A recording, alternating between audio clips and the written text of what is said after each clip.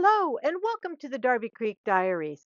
I'm Gail Thompson, and I'm so glad that you're spending some time with me today. I had some questions on Facebook about what I did to make this card using 3D embossing folders, so I thought I would just have a play day and share. But before we get started, could I ask you a small favor? If you could like and subscribe and share with your friends, that would be awesome. I'm almost at 3,000 subscribers, and it would really be great. And I appreciate it so much. 3D bossing in folders, as it says, is they have three layers instead of the standard two-layer high and low embossing folders. And so it gives you a little bit of a different effect. You would want to use either pigment inks or oxides because dye inks tend to bubble up, on plastic. So it's better to definitely do that, or you could even use archival or anything like that. So let's get started. Oh, don't forget, I am using a water bottle, Spellbinder's Mister, and I'm misting the back of the paper because distress always reacts with water, and I don't want a fuzzy image. So let's get started with the Tim Holtz wood grain. It is long discontinued, but I'll put something below that's similar. And I'm sorry, those discontinued right away. On the top, the thicker part of the folder, that's the raised image, and it's usually the top part of the folder, I believe. And you can see, and then the negative is there on the back, and it's on the bottom.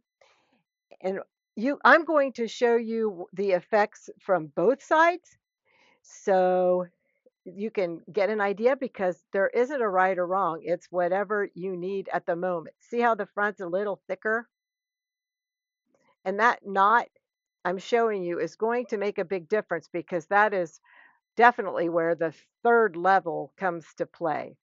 So it doesn't work as well one way, but it works the other. Now, in order to get kind of the barky looking uh, streaks, I'm going in one direction. It's just a nice effect. And this is not my very well inky pad, and it is the only brown oxide pad I have. So I missed it a little bit for the back of the paper, because like I said, I don't want this running, and carefully sitting it in there, and I'm going to run it through my die cutter, and we'll talk about that later. So see how that 3D part, that there's a layer there that the folder isn't catching because there's no ink, there's nothing, because ink's not touching it. So now we're going to try the other side of the folder, and I'm still doing streaky, but I'm doing a little bit wiggly. So I want to get that ink in there. And like I said, this pad isn't as juicy. And so I need to get a re-inker, and I need to get more browns. I didn't realize that was Vintage Photos, my only brown. I probably would have used a different color had I had it. So I'm going to lay and I should not have moved that paper, but it didn't wind up making a difference. Running it through the die cutting machine, and that is what the positive looks like. So on embossing folders, the whichever side you want, like I said, it's not the wrong side. It's the side you want. That particular one, I think doing the positive is probably the way to go. I don't like that, but I can cut that off and use that paper for something else. Now we're going to go to Simon Says Stamps. There's an Easter floral egg folder that also comes with an egg-shaped die. And we're going to do the same thing. I don't know why I stuck my finger out like that. That's so weird. And I'm just catching the flat parts, the bottom of the folder. I'm catching the flat parts there. And I'm going to do the same process. The Spellbinder's Mister, you do one spray and it does this really fine mist. It's a little different than the Distress sprayer. It doesn't do drips. So I'm not real happy with that. And I'm finding that my die cutter uh, isn't catching all the ink.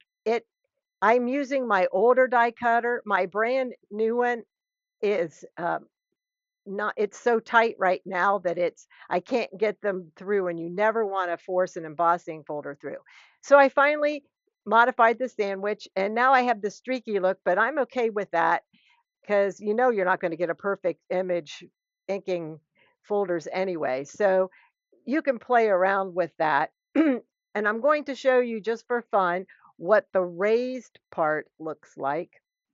And I'm kind of just making sure that I'm hitting the tops. But remember, this is a 3D.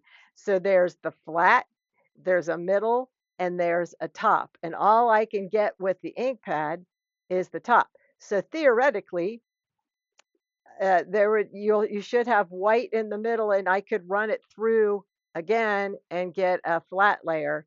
But I think that would be awfully difficult to get lined up. So I'm not going to do it today. Maybe someday I'll play. So there is an impressed image. That's a debossed image, and it's really pretty, and surely there's something that can be done with it. I'm not sure. I'm not going to do make cards today. I just want to show you real quick the embossing folder things that I've learned over the years.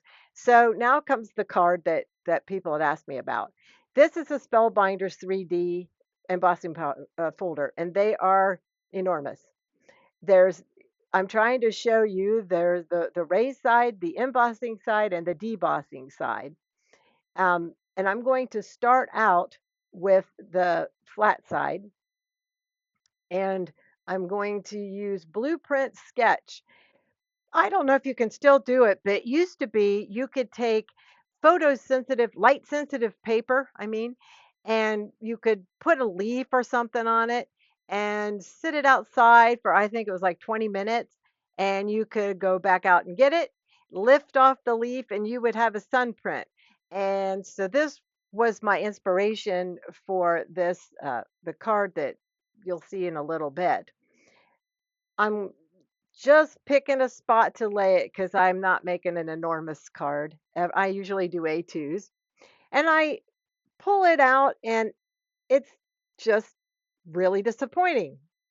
And it means that my older die cutter isn't making contact. I must have, over the last few embossing folders, I must have maybe sprung it a little bit. Never force it. But we're going to move on. I'm going to try it again, and I'm going to add a shim. My new machine, I'm just afraid I don't want to force it, and I've only managed to get through once. So I'll let you know how that goes down the road. I'd rather break my 25-year-old machine. So that's a better impression. I added a shim and did I just played around with it until I got it right.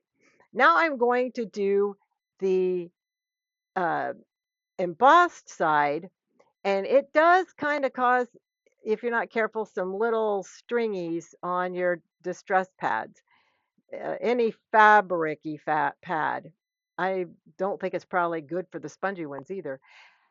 And so you're only going to get the top third because remember, there's a middle layer, a top layer, and a bottom layer. And I'm only going to ever be able to catch the top or the bottom in this folder. So here we go with the debossed image. So the ink is down in that lower layer. It's just the opposite of, the embossed side. And here's the card. Um, I just added a Gina K, I think it's a silhouette stamp set. I'll have it linked below. And I also took some white pigment ink, and I just ran it lightly with a brayer over the top of that green paper. And I saw that off to the side, so I thought I'd share it with you. And here are all the backgrounds that we made that I'll play with another day. And here are my other social medias that I'd love to have you follow. And here are more videos. Until next time, bye bye.